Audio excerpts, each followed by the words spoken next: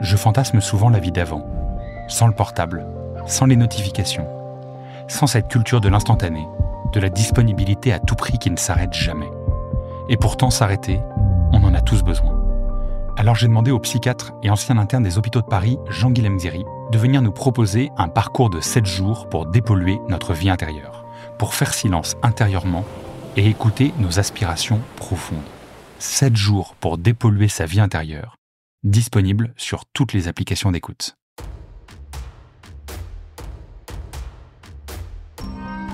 Bienvenue sur la chaîne Edera.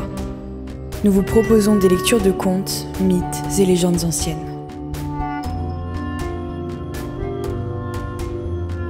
Je vais vous lire aujourd'hui le portrait ovale d'Edgar Allan Poe, paru en 1842 et traduit par Charles Baudelaire. Pour cet épisode, nous avons décidé de faire appel à un jeune illustrateur, Morphy Diurne de son nom. Son site est dans la description. Alors éteignez les lumières, installez-vous confortablement et laissez-nous vous emporter dans cet univers.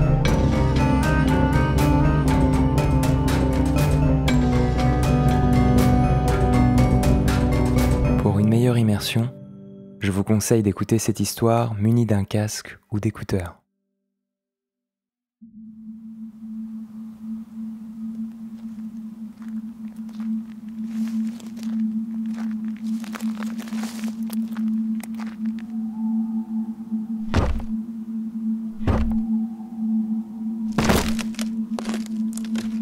Le château dans lequel mon domestique s'était avisé de pénétrer de force, plutôt que de me permettre, déplorablement blessé comme je l'étais, de passer une nuit en plein air, était un de ces bâtiments, mélange de grandeur et de mélancolie, qui ont si longtemps dressé leur front sourcilleux au milieu des Apennins, aussi bien dans la réalité que dans l'imagination de Mistress Radcliffe. Selon toute apparence, il avait été temporairement et tout récemment abandonné.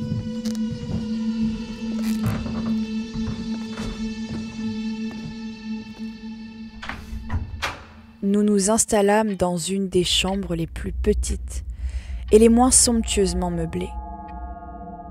Elle était située dans une tour écartée du bâtiment. Sa décoration était riche, mais antique et délabrée. Les murs étaient tendus de tapisseries et décorés de nombreux trophées héraldiques de toutes formes, ainsi que d'une quantité vraiment prodigieuse de peintures modernes, pleines de style, dans de riches cadres d'or d'un goût arabesque. Je pris un profond intérêt. Ce fut peut-être mon délire qui commençait qui en fut cause. Je pris un profond intérêt à ces peintures qui étaient suspendues, non seulement sur les faces principales des murs, mais aussi dans une foule de recoins que la bizarre architecture du château rendait inévitable, si bien que j'ordonnai à Pedro de fermer les lourds volets de la chambre, puisqu'il faisait déjà nuit. D'allumer un grand candélabre à plusieurs branches, placé près de son chevet, et d'ouvrir tout grand les rideaux de velours noir, garnis de crépines qui entouraient le lit. Je désirais que cela fût ainsi, pour que je pusse au moins, si je ne pouvais pas dormir, me consoler alternativement par la contemplation de ces peintures et par la lecture d'un petit volume que j'avais trouvé sur l'oreiller et qui en contenait l'appréciation et l'analyse. Je lus longtemps. Je contemplais religieusement, dévotement. Les heures s'envolèrent, rapides et glorieuses, et le profond minuit arriva. La position du candélabre me déplaisait, et, étendant la main avec difficulté pour ne pas déranger mon valet assoupi, je plaçai l'objet de manière à jeter les rayons en plein sur le livre. Mais l'action produisit un effet absolument inattendu.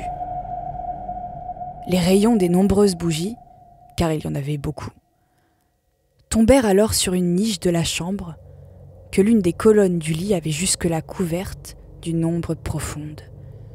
J'aperçus dans une vive lumière une peinture qui m'avait d'abord échappé.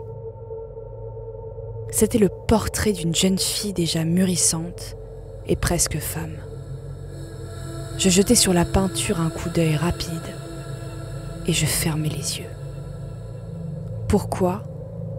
Je ne le compris pas moi-même tout d'abord, mais pendant que mes paupières restaient closes, j'analysai rapidement la raison qui me les avait fait fermer ainsi. C'était un mouvement involontaire pour gagner du temps et pour penser, pour m'assurer que ma vue ne m'avait pas trompée, pour calmer et préparer mon esprit à une contemplation plus froide et plus sûre. Je ne pouvais pas douter, quand même je l'aurais voulu, que je n'y visse alors très nettement, car le premier éclair du flambeau sur cette toile avait dissipé la stupeur rêveuse dont mes sens étaient possédés et m'avait appelé tout à coup à la vie réelle. Le portrait, je l'ai déjà dit, était celui d'une jeune fille. C'était une simple tête avec des épaules, le tout dans ce style qu'on appelle, en langage technique, style de vignette. Beaucoup de la manière de Sully dans ses têtes de prédilection.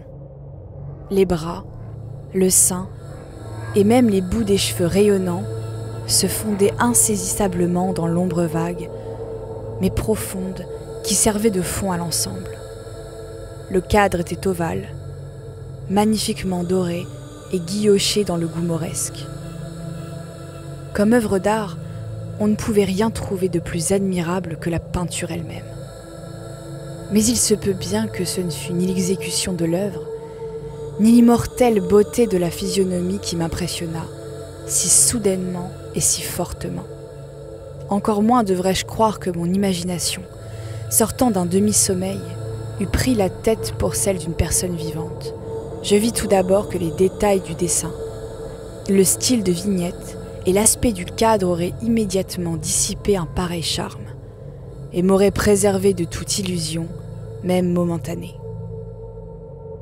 Tout en faisant ces réflexions, et très vivement, je restai à demi étendu, à demi assis, une heure entière peut-être, les yeux rivés à ce portrait. À la longue, ayant découvert le vrai secret de son effet, je me laissai retomber sur le lit. J'avais deviné que le charme de la peinture était une expression vitale, absolument adéquate à la vie elle-même, qui d'abord m'avait fait tressaillir et finalement m'avait confondu, subjugué, épouvanté. Avec une terreur profonde et respectueuse, je replaçai le candélabre dans sa position première. Ayant ainsi dérobé à ma vue la cause de ma profonde agitation, je cherchai vivement le volume qui contenait l'analyse des tableaux et leur histoire. Allant droit au numéro qui désignait le portrait ovale, j'y lus le vague et singulier récit qui suit.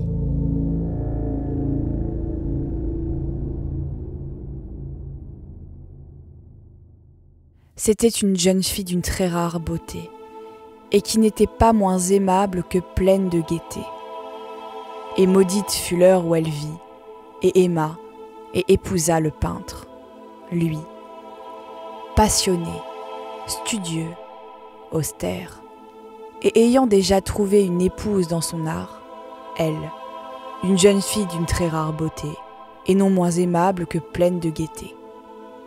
Rien que lumière et sourire, et la folâtrerie d'un jeune faon, aimant et chérissant toutes choses, ne haïssant que l'art qui était son rival, ne redoutant que la palette et les brosses, et les autres instruments fâcheux qui la privaient de la figure de son adoré.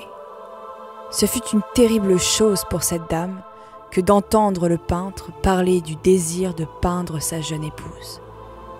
Mais elle était humble et obéissante, et elle s'assit, avec douceur, pendant de longues semaines dans la sombre et haute chambre de la tour, où la lumière filtrait sur la pâle toile seulement par le plafond.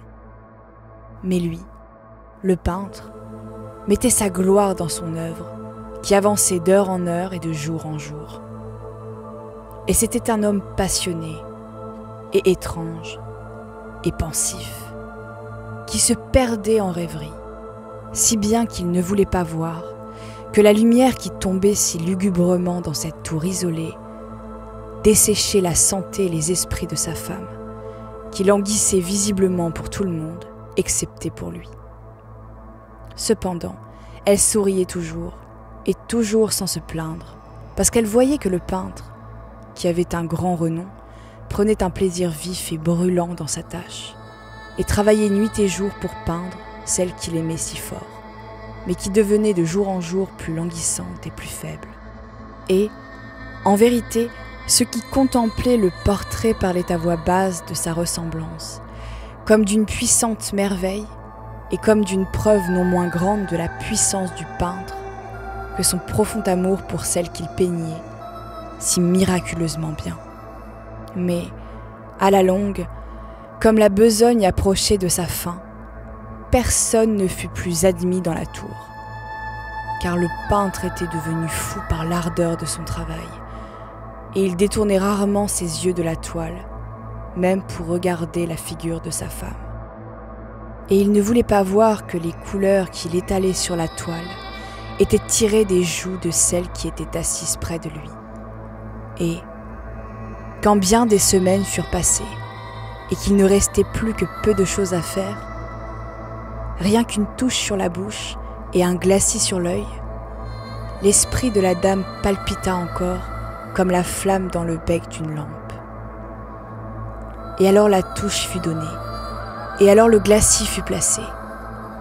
Et pendant un moment, le peintre se tint en extase devant le travail qu'il avait travaillé. Mais, une minute après, comme il contemplait encore, il trembla, et il fut frappé d'effroi, et criant d'une voix éclatante « En vérité, c'est la vie elle-même !» Il se retourna brusquement pour regarder sa bien-aimée. Elle était morte.